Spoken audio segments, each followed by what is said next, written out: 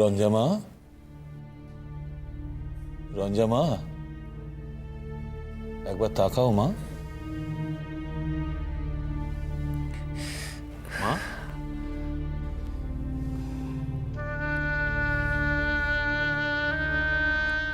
জেঠুমনি, এই না না না, ওঠো না, ওঠো না, ওঠো না, ওঠো না।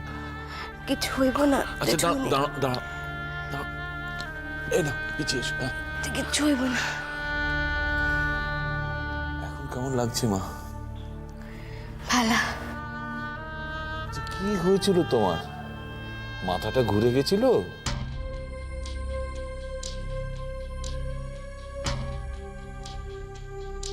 এ নিয়ে দুদিন তোর এরকম হলো কেন? এরকম হচ্ছে বলতো? এটা কোনো অসুখ আগে থাকতে ছিল না? অবশ্য জানার তো কোনো উপায় নেই। আচ্ছা কি আশ্চর্য, মাথাটা জাস্ট ঘুরে গেছে, এর মধ্যে আগে থেকে থাকা থাকির কি ব্যাপার আছে আমি তো কিছু বুঝতে পারছি না। মানুষ যখন অন্ধ হয়ে যায় না, তখন সে কিচ্ছু বুঝতে পারে না, পারে না। রঞ্জা, টাকা তো।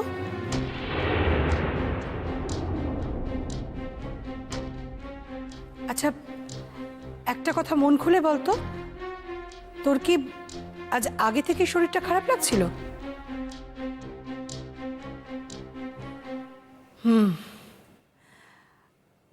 আচ্ছা তাহলে কি ওই যে লোকটা রান্না করতে এসেছিল, ওকে দেখে খুব ভয় করছিল?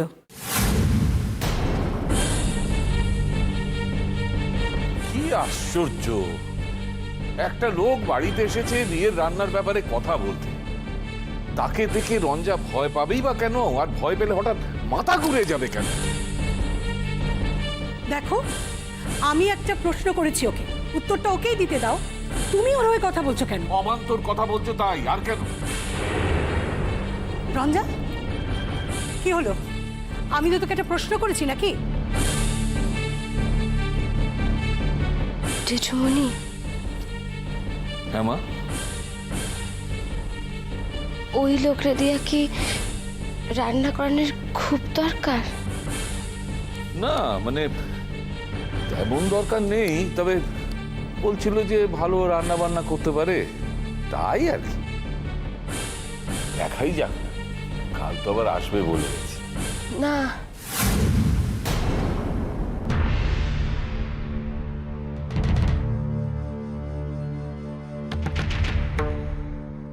তাহলে আমরা যেটা ভেবেছি সেটাই দেখছি ঠিক।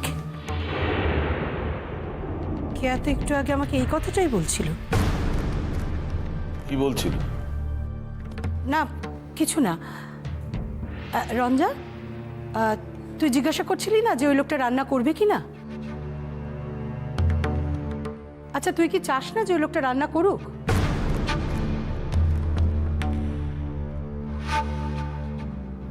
না। কেন বলতো? আচ্ছা রঞ্জা, যে কথাটা বলবি তার পেছনে তো একটা কারণ থাকবে। এই যে তুই কথাটা বললি, এতে মনে হচ্ছে যে এর পেছনে নিশ্চয় একটা কোনো কারণ আছে, যে যার জন্য তুই চাইছিস না যে ও রান্না করুক। আচ্ছা হঠাৎ হঠাৎ কথা বলবি, হঠাৎ হঠাৎ চুপ করে যাবি, নিজের খেয়াল খুশি মতো, এটা হয় না রঞ্জা। যখন একটা কথা বলবি তার তো একটা দায়িত্ব থাকবে নাকি? লোকখান ভালো না, ও তোমাকে ক্ষতি করতে পারে মা। তুমি কি করে জানলে? লোকটাকে তুমি আগে থেকে চিনতে? হ, তার মানে তুই লোকটাকে চিনিস? এদিকে বলিস যে আগের কথা কিচ্ছু মনে করতে পারছিস না, আবার এদিকে বলছিস তুই লোকটাকে চিনিস। এবার তোমার কথা স্পষ্ট করো রঞ্জা, এত হেয়ালি করো না। বলতো তুই লোকটাকে চিনলি কি করে? এই বাসায় আসানোর পরে দেখছি। কোথায়? আমি, তোতা, দীপু, মিষ্টু সবাই একদিন ওই তোতার এক বান্ধবীর বাসা থেকে আসছিলাম। সেদিন ওই লোকখান তার সাঙ্গপাঙ্গ লইয়া আমাকে পথ আটকাইছিল। আমরা এদিন সকলে খুব ভয় পাইছিলাম, আমাকে আমাকে ভয় দেখাইতেছিল। ওই লোকখানা এসে আবার আমার হাতখানো ধরছিল মা।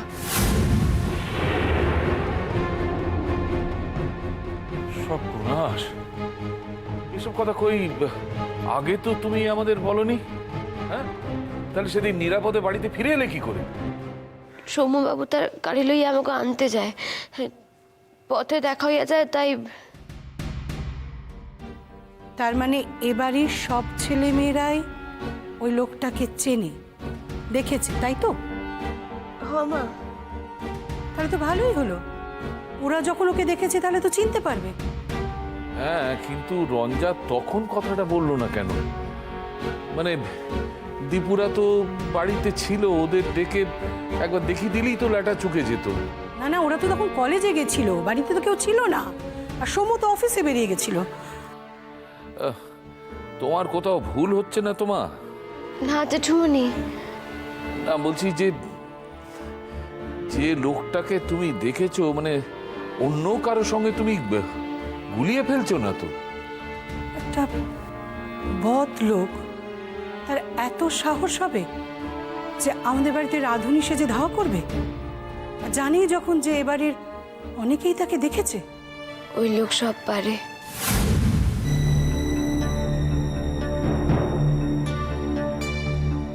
কি বললি? যে খারাপ লোক, যে বন্ধ কাম করে অভ্যস্ত,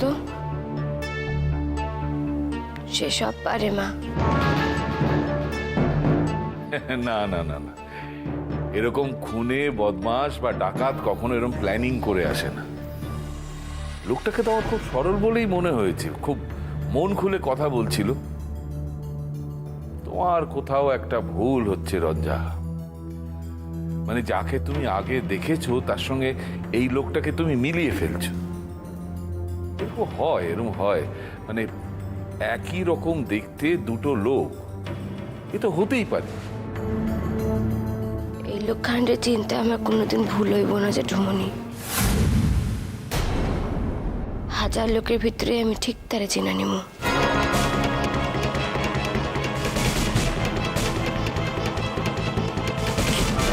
কি বললি রঞ্জা? কই না না, এইমাত্র তো বললি যে হাজার লোকের মধ্যে এই লোকটাকে চিনতে তোর ভুল হবে না।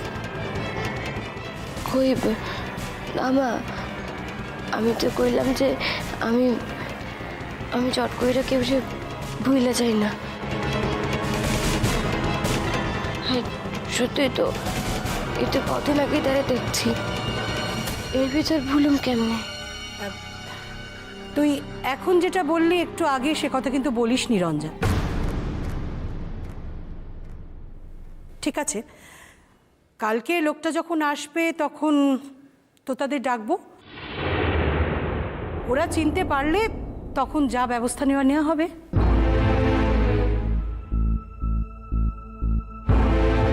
ঠিক আছে রঞ্জা, তোমার যখন খটকা লেগে গেছে লোকটাকে নিয়ে, সেই লোকটা কালকে যখন আসবে না হয় আমরা বলে দেবো যে তুমি যাও, তোমাকে দিয়ে আমরা আর কাজ করাবো না। কেন?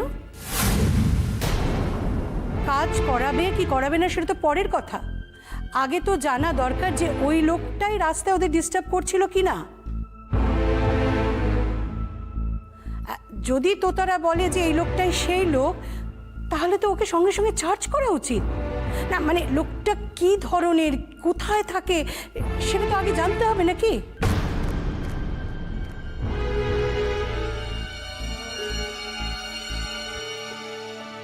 তো ঝঞ্ঝাট ঝামেলায় গিয়ে কোনো লাভ নেই শাশ্বতী।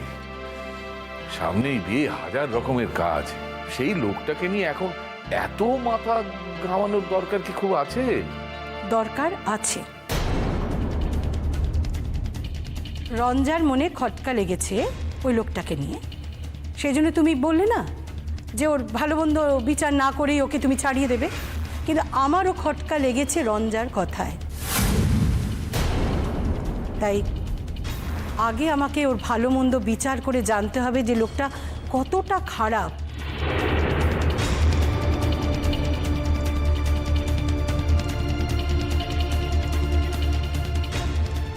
ঠিক আছে, তাহলে এটাই ঠিক হলো রঞ্জা, যে কাল যখন ওই লোকটা আসবে আমি সৌম্যদের ডাকবো, দেখবো যে তুই যা বলছিস ওরাও তা বলছে কিনা।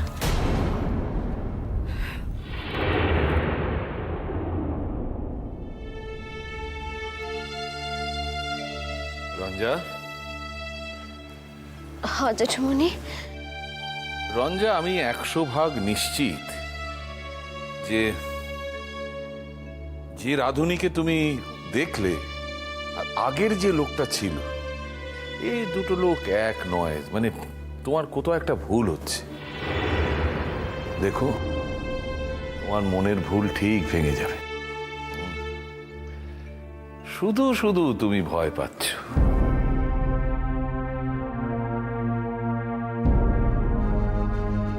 আমি জানি আমি সুতাসুতি ভয় পাই নাই। ওই লোক আমার যা করে করুক, আমি শুধু এইটুক চাই যে ওই লোক জানি আপনাকে কোনো ক্ষতি না করে। আমার উপর প্রতিশোধ নেওয়া নীলিকা যদি আপনাকে কোনো ক্ষতি কইরা দেয়, তাহলে যে আমি নিজেরে ক্ষমা করতে পারব না জেঠুমনি।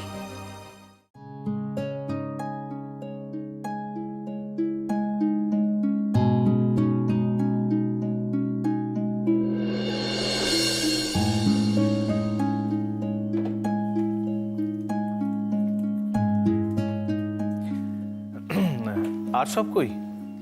স্যার ওদের আজ আসতে একটু দেরি হবে, প্র্যাকটিক্যাল ক্লাস আছে। ও,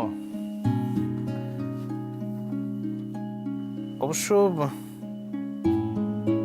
আইস আমি নিজেও একটু আগেই আয়া পড়ছি। বসো বসো।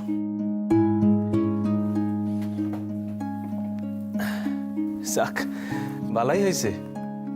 প্রত্যেক দিন তোমাকে দাদা দিদিরে সময় দিতে গিয়া তোমাকেও বেশি সময় দেওয়া হয় না। আইস তোমাকে একটু ভালো কইরা পড়া বোঝাইতে পারো। আচ্ছা দাও দেখি, আগের দিন আমি কিছু হোম টাস্ক দিছিলাম। হ্যাঁ স্যার, একটা চ্যাপ্টার পড়ে অনুশীলনীর প্রশ্নমালা থেকে উত্তর লিখে রাখতে বলেছিলেন। লিখছো? হ্যাঁ, এই তো। বাহ, ভেরি গুড। আচ্ছা, তোমার কি হোম টাস্ক দিছিলাম? কিছু না তো। হোম টাস্ক দেই নাই কেন? দাঁড়াও দাঁড়াও, এই চ্যাপ্টারটা আগের দিন শেষ হয়েছিল, বলেছিলে এটা থেকে লিখতে দেবে তোমার সামনে। ও আচ্ছা আচ্ছা, তো বেশ, খাতা খান দাও, প্রশ্নগুলো লিখা দিই।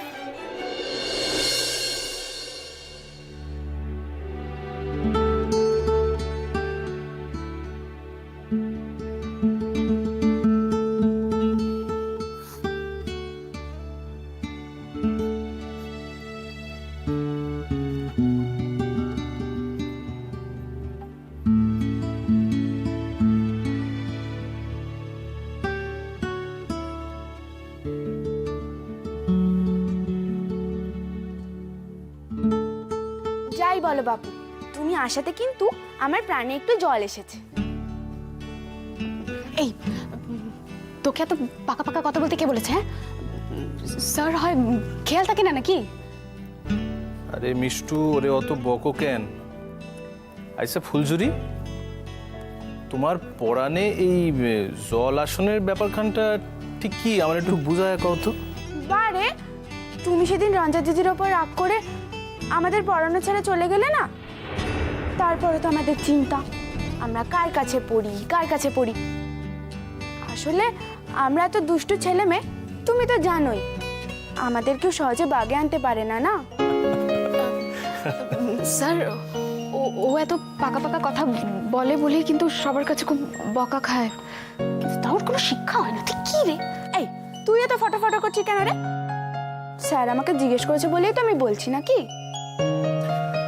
সত্যই তো মিষ্টু, তুমি অত ফটর ফটর কেন করতেছো? তাইলে ফুলঝুরি, হ্যাঁ অহন তোমার পড়ানে জল আসছে, তাই তো? হ্যাঁ, তুমি এসে গেছো আর আমাদের চিন্তা নেই। আসলে আগে স্যারগুলো না আমাদের খুব মারতো, তুমি তো মারো না, তাই তোমাকে এত ভাল লাগে। আচ্ছা বুঝলাম। যাই হোক, এই যে এই তোমারে আমি প্রশ্নগুলি লিখা দিছি, উত্তরগুলি লিখা ফেলাও দেখি। দাও। আচ্ছা মিষ্টু, তোমারে আমি কি লিখতে দিছিলাম দেখি, দাও। স্যার, হুম। বলছিলাম আপনি তো বিশ্ববিদ্যালয় থেকে এসেছেন, আপনার নিশ্চয়ই খুব খিদে পেয়ে গেছে। না না, খিদা টিদা কিছু পাই নাই। তোমার ব্যস্ত হইতে হইব না, তুমি বসো বসো। না, অন্তত একটু চা। ঠিক আছে, চা এক কাপ খাইতেই পারি। মিষ্টু, পড়া চাইরা তোমারে কোথাও যাইতে হইব না, তুমি বসো তো, পড়ো। স্যার, বাড়িতে তো কেউ নেই। না মানে সবাই বিয়ের কেনাকাটা করার জন্য গেছে তো, তাই। ও, রঞ্জাদি আছে অবশ্য, কিন্তু মনে হয় না ওই দিনের ঘটনার পর রঞ্জাদি আপনার সামনে আসবে বলে। তাছাড়া রঞ্জা দিদির তো খুব শরীর খারাপ, কালকে মাথা ঘুরে পড়ে গিয়েছিল না, এখন ঘরে শুয়ে আছে। শরীর খারাপ? কি হয়েছে তার? মানে হঠাৎই মাথা ঘুরা?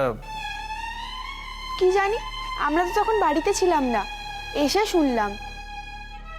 এখনো তো শুয়েই আছে। ও, তা খুব শরীর খারাপ? তাই হবে বোধহয়, তা না হলে তো রঞ্জাদি কখনো শুয়ে থাকার মেয়ে নয়। রঞ্জা, তোমার রঞ্জাদি কই? ওই তো পাশের ঘরেই শুয়ে আছে বোধহয়। স্যার, ততক্ষণে আমি আপনার জন্য চাটা করে নিয়ে আসি। ও, যাইবা? যাও তাইলে। আর জেঠিমণি বলেছিল যে তুমি এলে তোমাকে কিছু খাবার দিতে, ফ্রিজে মিষ্টি রাখা আছে, আমি তোমার জন্য নিয়ে আসি। স্যার, পড়ায় ফাঁকি দেওয়ানোর মতলব? না, আমি এসেই মন দিয়ে পড়বো, বিশ্বাস করো। আচ্ছা বেশ, তাড়াতাড়ি ফিরে আইসো, কেমন? হ্যাঁ, যাবো আর আসবো।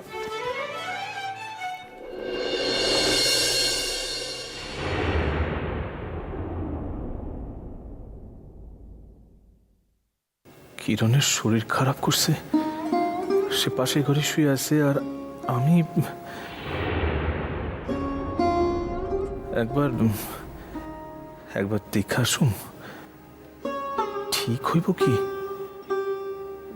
বাসায় তো কেউ নাই, শরীর খান খারাপ শুনছি যখন, তখন একবার দেখতে যাইতেই পারি। তো শরীরের আর কি দোষ? যাই না শুই না কিরণ এমন এক সর্বনাশের খেলায় নামছে। আচ্ছা, সে কি একবারও ভাবে না যদি সে ধরা পড়ে যায় তাইলে তার কি অবস্থা হইব? এই মায়াটার উপর আমার তো অভিমানের শেষ নাই। তবু যেই শুনলাম সে অসুস্থ হইয়া পাশের ঘরে শুয়ে আছে, অমনি আমার মন খান চঞ্চল হইয়া কেন উঠলো? কেন মনে হইতেছে একবার একবার আমার তার পাশে খাড়ানো উচিত। একবার তার অসুস্থ ক্ষীণ মুখখান আমি না দেখলেই আমার চলবো না।